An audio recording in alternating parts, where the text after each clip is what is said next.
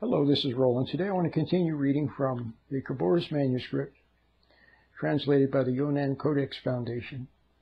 I want to continue reading the Beatitudes, which are very beautiful and convey the essence of what was trying to be said in the Aramaic language. The Khaboris Manuscript was written in Aramaic.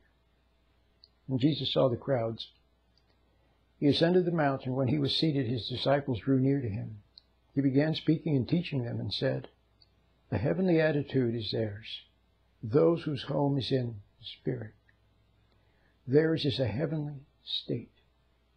The heavenly attitude is theirs, those mourning their wrongs. They shall be comforted. A heavenly attitude is theirs, those with humility. They will gain the earth. A heavenly attitude is theirs, those who hunger and thirst for justness. They shall attain it. A heavenly attitude is theirs, those whose love is without conditions. They will therefore receive unconditional love." Okay, I'm going to stop right there. A heavenly attitude. A heavenly attitude. So what do most people have? They have the opposite of a heavenly attitude. They're not seeking justness. See, justness includes justice for all and justness from themselves. See, if you're seeking justice, if you honestly and truly wish to know what is just, see, a lot of times when I'm confronted with a situation, I don't know what the right thing to do is. I don't. I want to do the right thing. See, so I seek after justness. I want to do the right thing, the fair thing, fair to all. See, so what is right is most important, not who is right. But what do most people, what are they interested in? Who is right? They want to be right. See, they want to be right. And some people want to be right and never wrong, and they never want to admit they're wrong. Do you know anyone like that? Do you know anyone who never wants to admit he's wrong or never wants to admit she's wrong and always wants to be right? Some kids are driven insane if they have a parent like that, who's always right, see, and convinces the child that the child is wrong for what it sees. You know, doesn't allow the child to see what it sees. And it's not good. But anyway, so here's a situation. I don't know what the right thing to do is, so I check with my intuition. I check with conscience. Okay, and I wait and I watch. Okay, and then I may know what the right thing to do is. I'll just say something, or do something, or maybe I don't know and I don't do anything. I just watch. See, because I really want to know what the right thing is, and the right thing can be very subtle. See, it can be very subtle. And you can't have rigid, pre-planned rules for things, because if you do, I mean, there are guiding principles, of course, there are principles. But the application of the principles, there's timing involved and subtlety. A lot of parents fall flat on their face because, for example, when the child comes up, the parent already has something planned in advance. They have a pre-planned judgment, they have a prejudgment. I knew you were going to spill that milk. You never listen to what I say. How many times have I told you? See, so they're already full of judgment, and they're actually a little glad that the child made the mistake, so they can get up on their high horse and lord it over the child. See, then they have a speech pre-planned, what they're going to say, but the subtlety of the moment is missed, and the timing is missed. Okay, wrong timing, wrong energy. See, energy is important too. See, most people, when they speak up, they wait and wait until, see, they resent, and then they say something in anger. They blurt out something angrily from the pent-up hostility. You see what I mean? So the energy is all wrong. So anyway, you get the idea. So justness is what is right, not who is right. So if there's a situation, okay, you're having a discussion with your partner. Maybe you're right, maybe she's right or he's right. See, the important thing is what's right. See, not who's right, but what's right. So what's right should prevail. Okay, So if what she says or what your partner says conforms to what is right, then you go along because it's right. You see what I mean? So simple. But very few people operate that way. Most people operate on who's right. They want to be right. And they would sometimes even try to make the other person wrong. See? Like a lot of parents are very clever at making their kids look wrong. Or make another person look wrong. See? So in comparison to the wrong, they look right. So, and it's an injustice too, not to admit you're wrong. If you're wrong and you don't admit it, it's an injustice. It becomes unfinished business. See?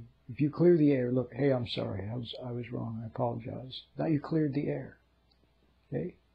Because that's just too, because what is true is coming forth. And you're acknowledging what is true. But most people don't want to submit to what's true or acknowledge principle. They don't want anything higher than themselves. They don't want principle higher. They don't even want God higher than themselves. They want to be, see, the highest authority. Okay, so a heavenly attitude. So can you see how a person with a heavenly attitude, who has some humility instead of pride, instead of wanting to be right all the time, and if a person wants justice, wants what's right rather than who is right to prevail, that's a heavenly attitude. But you see how it's the opposite of what most people's attitude is.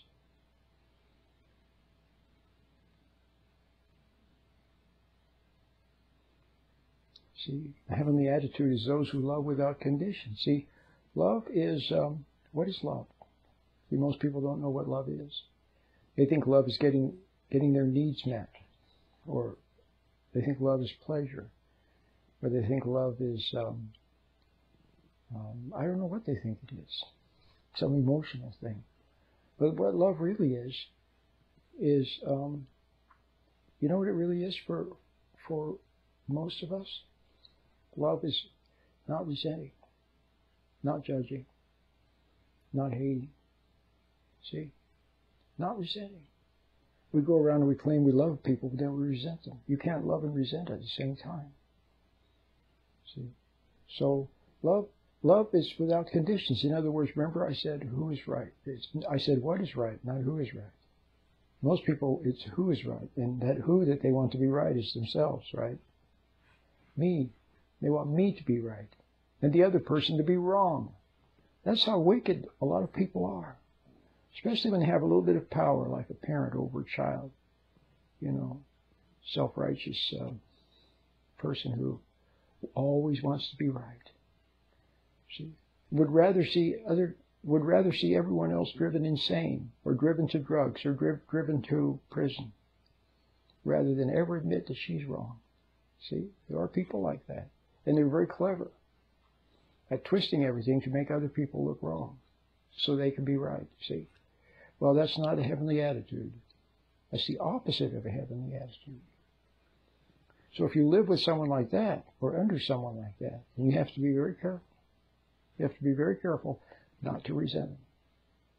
Okay? And if you're just a little kid, well, there's not much you can do. If you're an adult, well, then that's different. See? Then you can speak up for yourself. But, once again, when you do, without anger, but just what's right is right.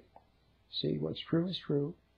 You state your points simply, and then if the other person is argumentative, then you just take leave. But you made your point. See? And don't resent them. It's very important. So love, the first definition of love, that you can take this away. This is your takeaway. Forget about everything else for the moment. There's a higher love, like Christ had. But you don't have that. You haven't even gotten to first base yet. Okay? First base is don't resent. So spend some time, a few weeks or a few months, okay, letting go of resentment. So don't resent other people. If other people make a mistake, then see that they made a mistake, but don't hate them for it. If they do something wrong, see that it's wrong, but don't hate them. But you're so judgmental and so used to resenting, the average person is, that even if the other person hasn't done anything wrong, you still think they did anyway. See, you see what they did is wrong. because you didn't like it, you didn't approve of it, see, type of thing. And then there's a certain kind of insanity that accompanies pride and judgment, so that eventually a person can become so, I don't know what word to use other than insane in their pride and their judgment. It's the judgment that does it. Judgment and resentment. So judgmental. Like some women, they hate their husbands so much. They hate men for having failed them. See, it's the man's fault for having failed them, but they shouldn't hate him. They hate their husband so much that eventually he can't do anything right. Everything he does, she judges and resents. See? So even if he did something right, she wouldn't see it. Even if he changed, she wouldn't see it. See? Or she'd misinterpret. If he did something right, for example, if he's, instead of being a yes dear and no dear type of thing, if he spoke up for himself a little bit, instead of being a doormat, people pleaser, which most men are people pleasers. So if he spoke up for himself, then she would see that as wrong. Okay? How dare you speak up to the great, powerful Wizard of Oz? See? See? That's what a lot of homes are. Run by tyrants. And that's right, tyrants. Self-righteous tyrants. So you have to be very careful. You come from a home like that, a lot of people do. You have to be careful not to resent. So it's back to basics.